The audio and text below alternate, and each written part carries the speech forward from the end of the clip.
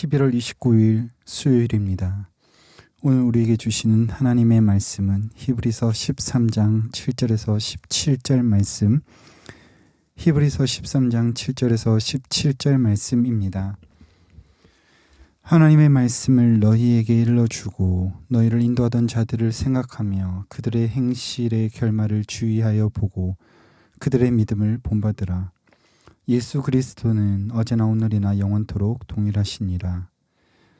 여러 가지 다른 교훈에 끌리지 말라. 마음은 은혜로서 굳게 함이 아름답고 음식으로서 할 것이 아니니 음식으로 말미암아 행한 자는 유익을 얻지 못하였느니라.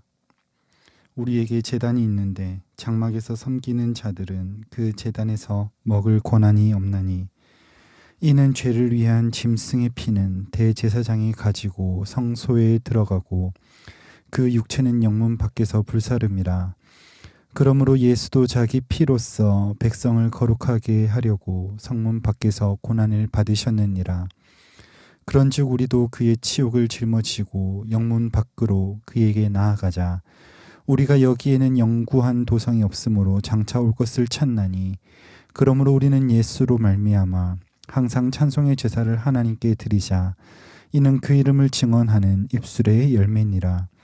오직 선을 행함과 서로 나누어 주기를 잊지 말라. 하나님은 이 같은 제사를 기뻐하시느니라. 너희를 인도하는 자들에게 순종하고 복종하라. 그들은 너희 영혼을 위하여 경성하기를 자신들이 청산할 자인 것 같이 하느니라.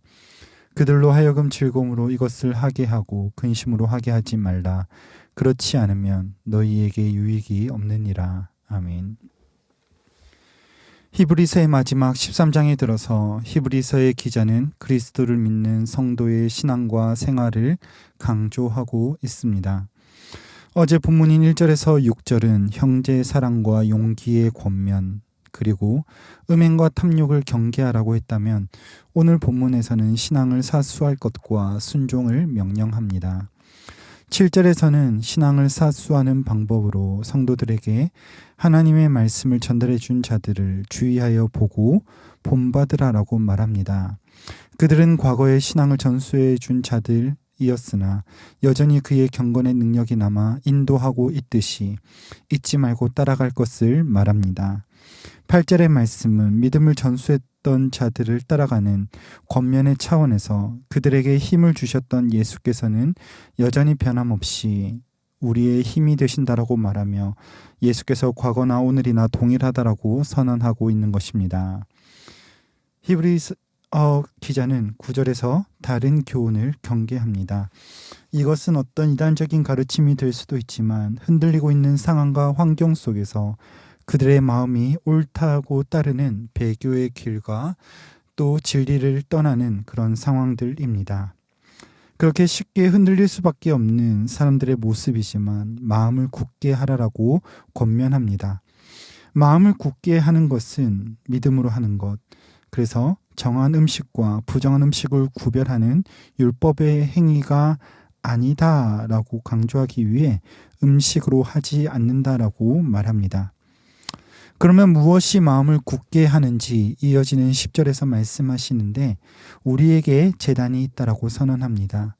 이것만 봐서는 뭘 말씀하시는지 알 수 없지만 10절에서 그 제단에서 먹을 권한이 없다라는 말씀이 단서가 됩니다. 일상 제사에서 드려지는 제물은 제사장이 먹을 수 있었으나 대속죄일에 백성의 죄를 속하기 위한 속죄제의 제물은 진 밖에서 불살라야만 했습니다. 이 모습을 11절에서 그 육체를 영문 밖에서 불사름이라 말한 뒤에 12절에 대속제물이 되신 예수를 증거합니다. 그는 친히 제물이 되심으로 자기 피로써 자기의 백성을 거룩하게 하시려고 권한을 받으셨다라고 말합니다. 그래서 기자는 13절에 그런즉 그에게 나아가자라고 하는데 그가 당하신 모든 치욕을 짊어지고 나아가자라고 말합니다.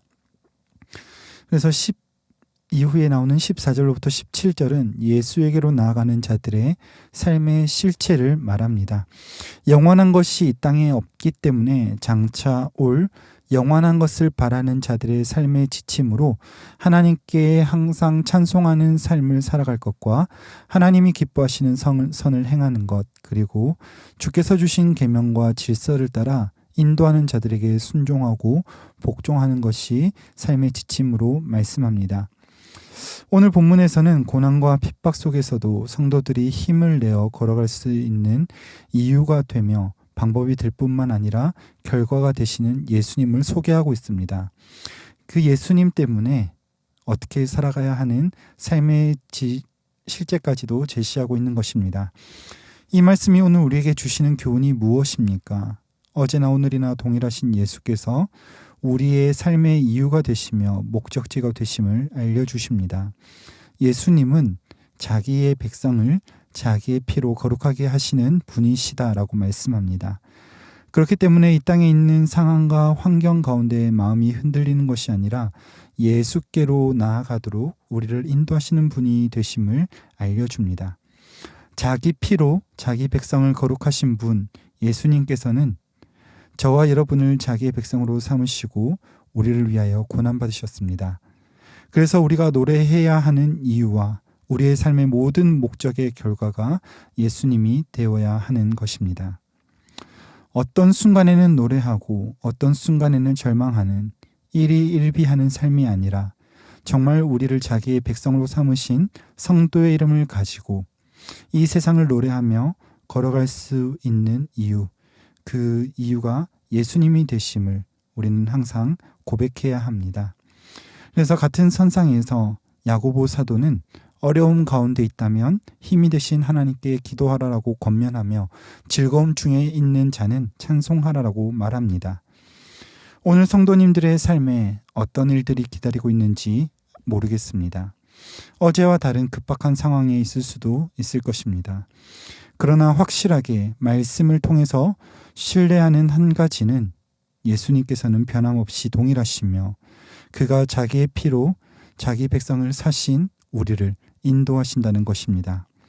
오늘 그 예수님을 믿으며 여러 가지 교훈, 세상의 유혹이 우리의 마음을 이끌어 가도록 내버려 두는 것이 아니라 우리에게 주신 믿음으로 말미암아 굳게 서서 주님 따라가는 오늘 이 하루 한 날 되시기를 간절히 소망합니다. 말씀을 맺겠습니다. 히브리서의 수신자들에게는 어느 순간에나 어떤 환경에서라도 쉽게 흔들리기 쉬운 연약함에 노출되어 있었습니다. 그러나 하나님께서 그들에게 주신 예수의 이름은 그들의 삶의 목적이고 이유였으며 나아가야 할 목표가 되었습니다. 하나님께서 동일하게 예수의 이름을 우리에게 주셨습니다. 우리의 마음을 이끄는 여러 가지, 내가 옳다라고 여기는 교훈에 이끌리지 아니하도록 그 예수님을 따라가도록 우리에게 주신 것입니다.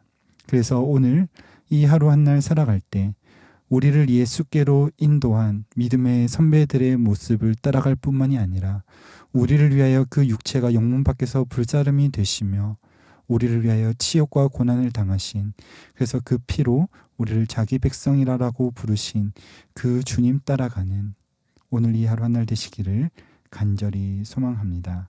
기도하겠습니다.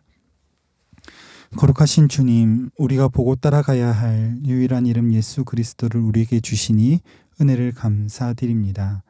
흔들리는 세상 속에서 이리저리 요동하는 것이 아니라 우리를 자기 백성으로 삼으시며 피 흘리시고 고난받으시고 죽으신 주님의 고난을 따라가는 이 하루 한 날 되게 하여 주시옵소서. 우리는 여전히 연약하나 그럼에도 불구하고 우리를 인도하시며 우리의 목적지가 되시는 예수님, 우리를 오늘도 인도하여 주시옵소서. 그렇게 우리를 사랑하시는 주님께 감사하며 우리 구주 예수님의 이름으로 기도드립니다. 아멘. 이 시간 함께 기도하실 때 말씀 붙들고 기도하시고 주간 기도 제목에 따라 전도와 선교를 위해 기도하겠습니다. 신부산교회가 전도하는 교회, 선교하는 교회가 되도록, 우리 신부산교회가 부산 지역에 죽어가는 영혼을 살리는 교회가 되도록 우리 교회가 파송하고 후원하는 선교사님들과 세계 선교를 위하여 함께 기도하겠습니다. 합심 제목과 개인적인 제목으로 기도하시다가 각자의 처소로 돌아가시겠습니다. 함께 기도하겠습니다.